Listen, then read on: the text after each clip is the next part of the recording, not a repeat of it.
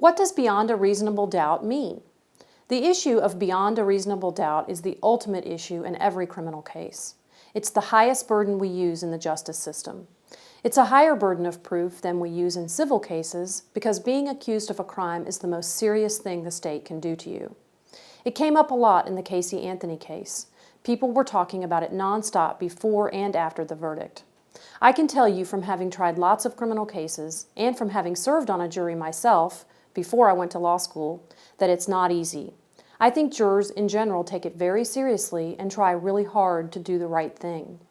Beyond a reasonable doubt is kind of like obscenity. You know it when you see it. It's not the same in every case. This is the actual jury instruction that defines it in Florida.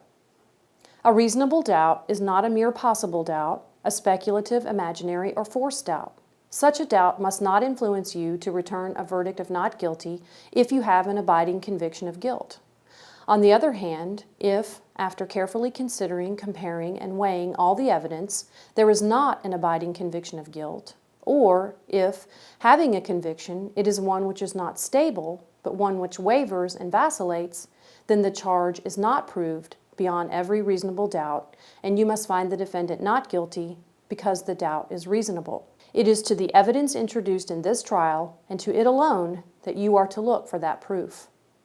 A reasonable doubt as to the guilt of the defendant may arise from the evidence, conflict in the evidence, or the lack of evidence. If you have a reasonable doubt, you should find the defendant not guilty. If you have no reasonable doubt, you should find the defendant guilty.